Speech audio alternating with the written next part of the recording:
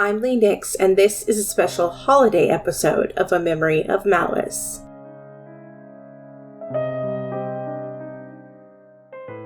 Hi, loves. Like I said in the intro, I'm here with a special holiday episode today. Today we're going to cover the massacre of the Lawson family. This is more commonly called the Lawson Family Murders, but I think that's something of an understatement in this case. When 8 people die, I think it's safe to call it a massacre. Just a friendly warning, there's child murder in this case. This includes the death of a 4-month-old baby. I know that sometimes people can't handle cases that include children, so I'll understand if you want to skip this one. But with that done, let's begin.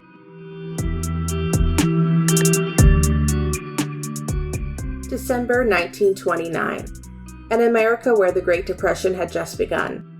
In the farmlands of Germantown, North Carolina, the Lawson family toiled to harvest tobacco from the land. The family was a large one and seemed to keep steadily growing. The family's patriarch was 43-year-old Charles Davis Lawson, known as Charlie to friends and family. Then there was Mother Fanny, a sweet 37-year-old woman who was a devoted wife and mother. After that came the children: Arthur, Marie, Carrie, Maybelle, James, Raymond, and Mary Lou. These 7 children had ages ranging from 19 years to 4 months. There had been one more child in the family, but 6-year-old William had sadly died from pneumonia some time before. The farm was a successful one. In 1927, Charles and Fanny bought their land for a total price of $3,200. This is roughly equivalent to around $54,800 in today's money. They weren't going to pay that price up front. They agreed to pay $500 a year, and that's about $8,500 in today's money. So that's quite a bit of money. Assuming they paid at the start and not the end of the year, that means they paid about $1,500 of that off, not accounting for interest. This is especially notable since Charles's brothers, Elijah and Marion, were still sharecroppers. Sharecroppers are a type of farmer that doesn't own their land and instead pays their rent to the landowner by giving them a percentage of their crop. So Charles had done very well for himself and his family. You're probably getting tired of me harping on their success, but I'm going over it for a reason. Almost 2 weeks before Christmas Day, the family headed into Winston-Salem in one of their old pickup trucks. The Lawson family had 3 used trucks, almost unheard of for that time. While they were there, they each got new outfits and had a Christmas portrait taken. This seems like an extravagance for a farming family, and later would be pointed to as a grim warning. But we can see that the Lawsons had money, so this could be perfectly innocent. Nevertheless, it remains a macabre coincidence in this case. In the photo, the Lawson family stands with the dour looks on their faces that are common for the photos of that era. It was more than that photos took a long time to develop. For a long time, taking your photo was seen as a serious activity. The taller members of the family stood in the back: Arthur, Marie, Charles, and Fanny holding baby Mary Lou. Seated on a bench in front were James, Maybelle, Raymond, and Carrie. In 2 weeks, 8 of the 9 family members assembled would be dead.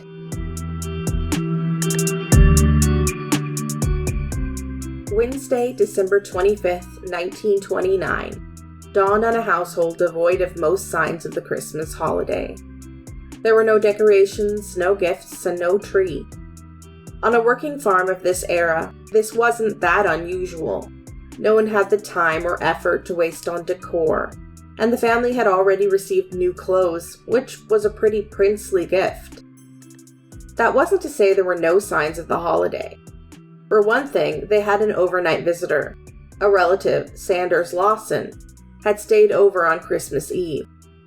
Marie had made a raisin cake and then proceeded to prepare for a date she had with a local boy.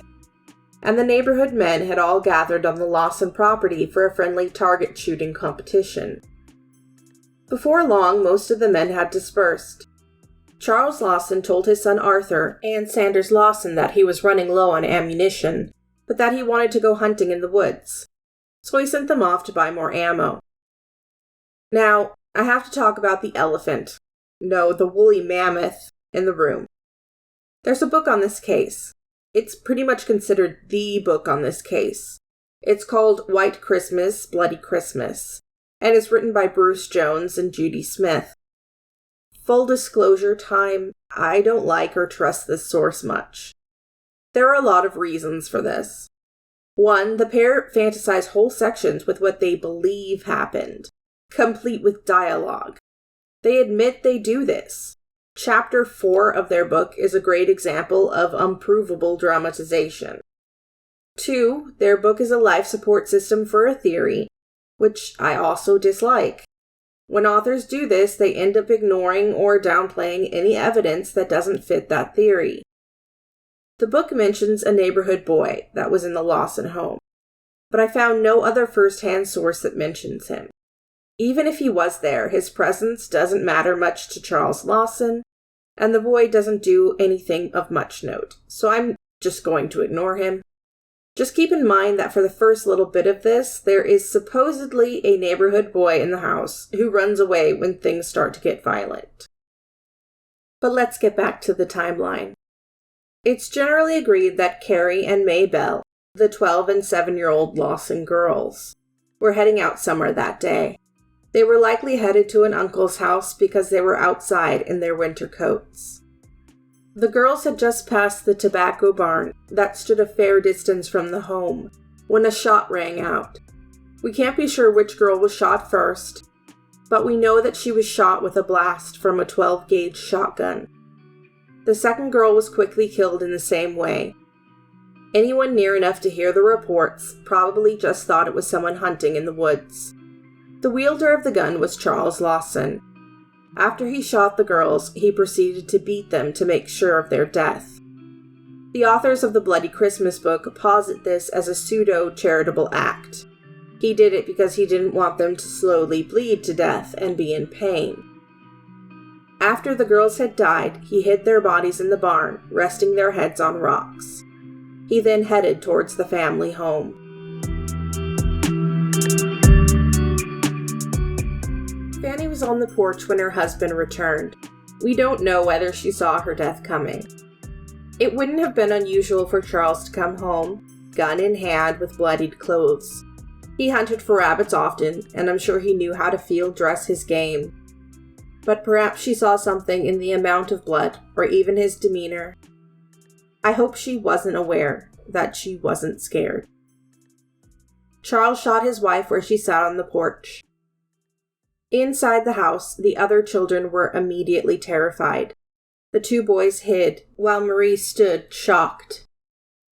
Charles entered his home and shot Marie. Interestingly, this caused the clock on the mantelpiece to break at exactly the time of her death. The concussive force of the shotgun blast was enough to break the delicate inner workings, which is positively eerie. This is one of the most believable bits of information in Bloody Christmas, which comes from the fact that Bruce Jones was a watch repairman. The book says that James was killed next and then Raymond, but I believe it was the other way around, and here's why.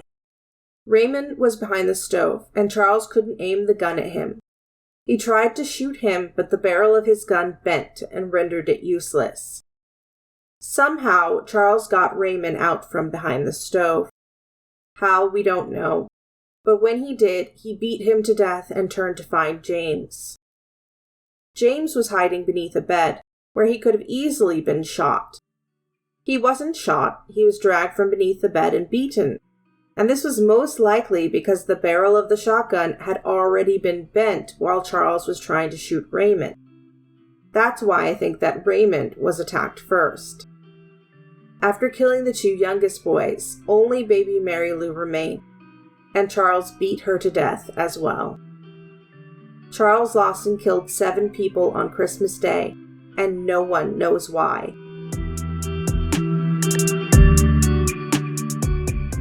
The first people to discover the deaths were Charles's brother Elijah and his sons. They went to visit and looked in a window and saw the dead bodies of those in the house. They immediately left to inform the town. Men from all the neighboring farms came to try and find out who had done this awful thing, and it didn't take them long to realize that Charles was missing. They weren't left wondering about his absence. A shot rang out from the forest, and they found Charles Lawson's dead body in the trees. It was clear that he'd been there for a while. Footprints circled a tree in the snow as if he had been pacing it. A few unfinished letters lay around his body. An odd fact is that Charles had $60 in his pocket. This was a lot of money for that time, about $1,000 now. It's an oddly large amount of money to just carry around on your person. Perhaps he intended for the burials to be paid for with that? Arthur returned from his errand to find his family dead. I can't imagine how horrific that must have been for him. The bodies would be buried together in one large group plot. It was 10 feet in length and 20 feet in width, so as to accommodate 3 adult-sized caskets and 4 child-sized ones. Mary Lou was buried in her mother's casket, in her arms. The victims and their murderer were all buried together, and they shared a single headstone. They were buried next to the grave of little William Lawson. The inscription on the tombstone has a verse from a hymn by Maxwell N. Cornelius inscribed upon it. Not now, but in the coming years, it will be in a better land. We'll read the meaning of our tears, and then, sometime, we'll understand. From what I've gleaned from the context, it's a hymn about understanding your pain and hardships after you've died and gone to heaven, which seems fitting for such a shocking crime.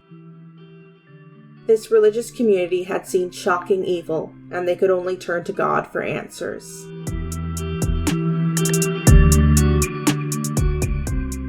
There are 2 major theories as to why Charles Lawson might have done this. I'm going to talk about the theory I find less likely first. It's not that I don't think the theory is possible. I just think that there's no direct evidence of it. It's all just rumors and hearsay. The book White Christmas, Bloody Christmas posits that Charles Lawson was sexually abusing his daughter Marie, and that she was pregnant. The murders were a combination of anger over Marie telling her mother what he had done, and that she was going on a date with a boy that evening.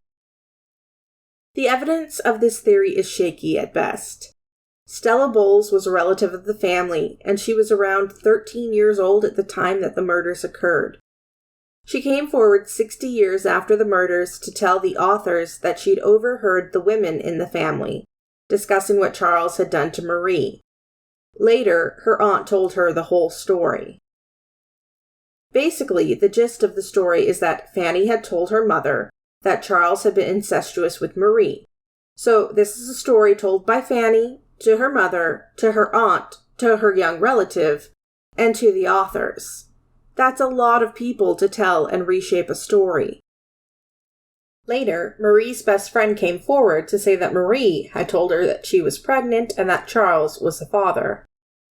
The authors were originally turned on to this theory because someone took a tour through the old Lawson home and a man told them the story.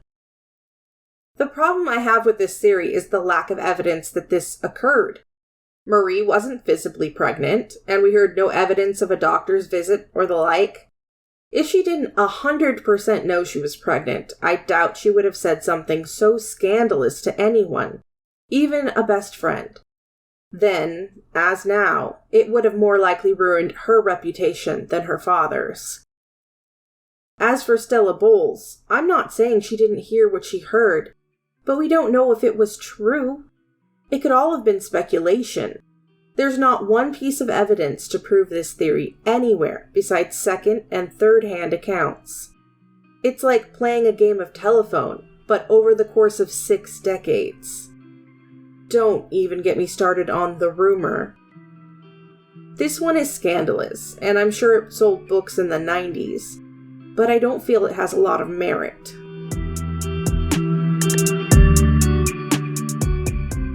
Now the theory, I think, is a lot more likely.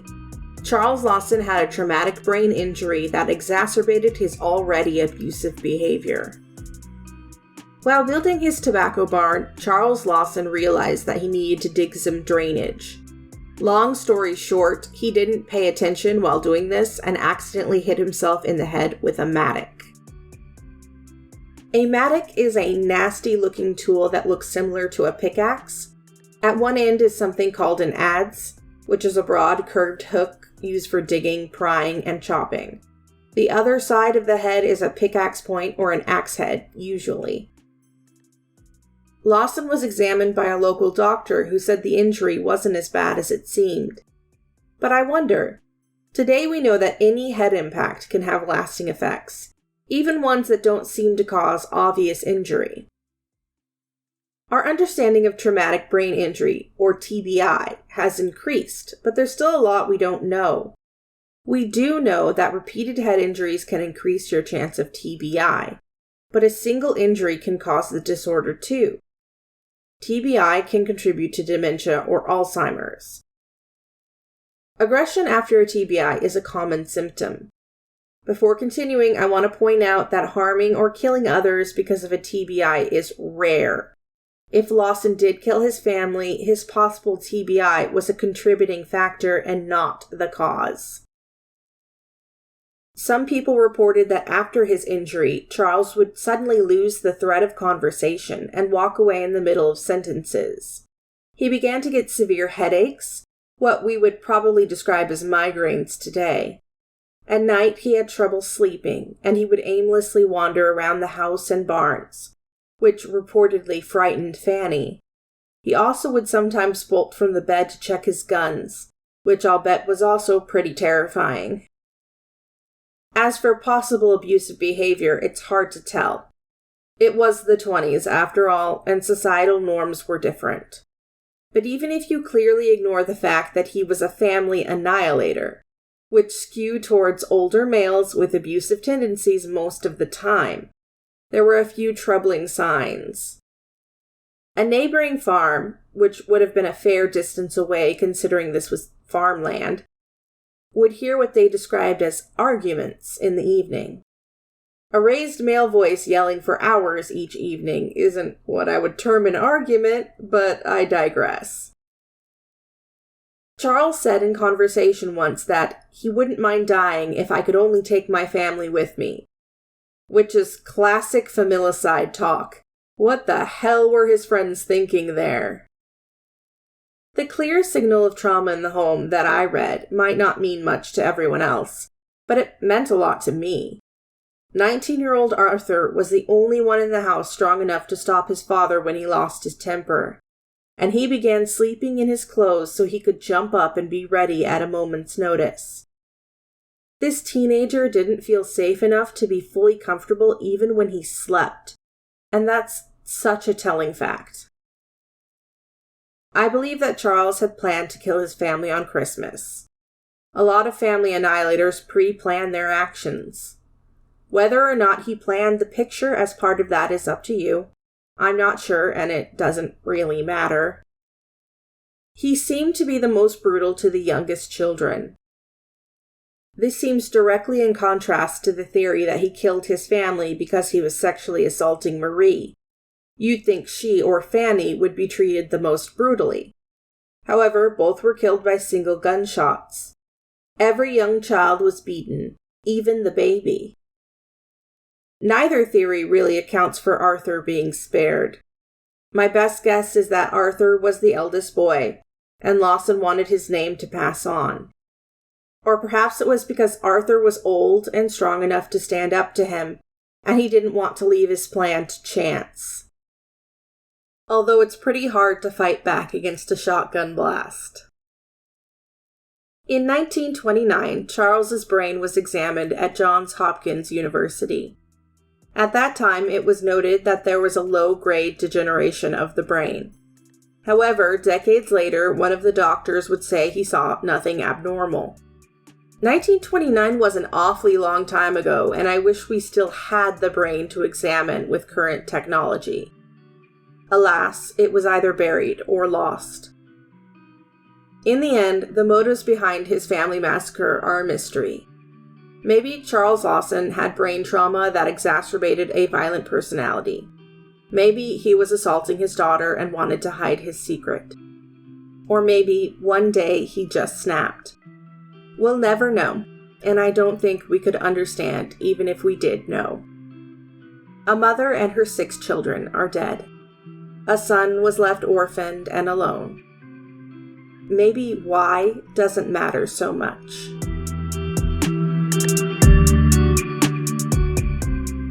Poor Arthur never got over the loss of his family. He became an alcoholic and died during a drunk driving accident at 35 years old. He was buried next to his family in the cemetery, reunited with his mom and dad and 7 siblings. I hope whatever happened to him, he found peace.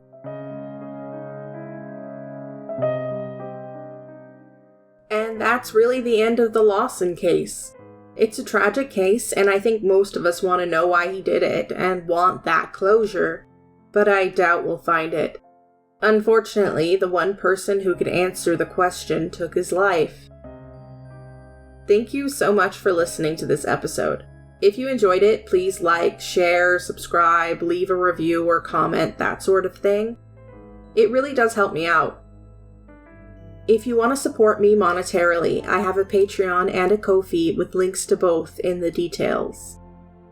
If you sign up for the Patreon, you'll get benefits like access to the Discord, bloopers and outtakes, and your name at the end of the YouTube episodes, which should be up right now. Thank you so much for your support. When there are enough subscribers, I also plan to do AMAs and future episode polls. There's also a second tier just for access to the Discord and the bloopers and outtakes if that's more your thing.